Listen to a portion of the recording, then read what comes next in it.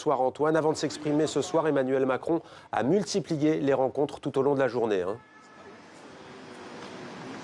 Oui, une journée de consultation chargée, Mohamed, pour le président français. Après avoir reçu ce matin à 10 h Michel Barnier, qui lui a présenté sa démission et que le président a accepté, sur que les deux hommes ont évoqué bien sûr ce jour d'après la motion de censure, eh bien, il a ensuite reçu la présidente de l'Assemblée nationale, le président du Sénat aussi, et puis à midi, il avait déjeuné avec François Bayrou, cet allié historique du centre de l'échiquier politique français, et dont le nom circule d'ailleurs comme premier ministrable.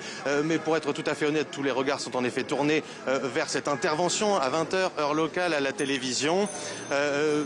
Les Français vont-ils revivre ce scénario qu'ils ont vécu avant l'été, lorsque le gouvernement de Gabriel Attal assurait les affaires courantes dans l'attente d'une nomination relativement longue de Michel Barnier, ou bien le président ira-t-il cette fois-ci plus rapidement? Ce que l'on nous assure ici dans l'entourage présidentiel, ici à l'Elysée, eh bien c'est que cette fois-ci le président veut aller vite. Et on voit que ça commence à s'agiter autour de vous, Antoine. Vous avez cité François Bayrou. Est-ce que d'autres noms circulent pour succéder à Michel Barnier au poste de Premier ministre ?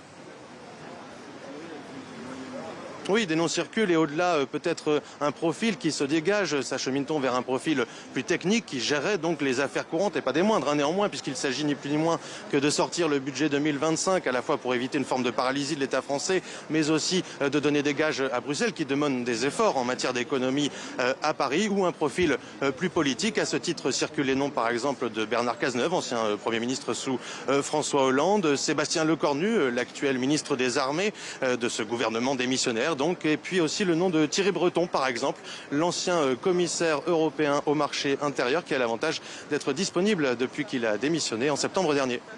Antoine Delpierre en direct de l'Elysée. Merci Antoine, on vous retrouvera un peu plus tard dans la deuxième partie pour faire le point sur la situation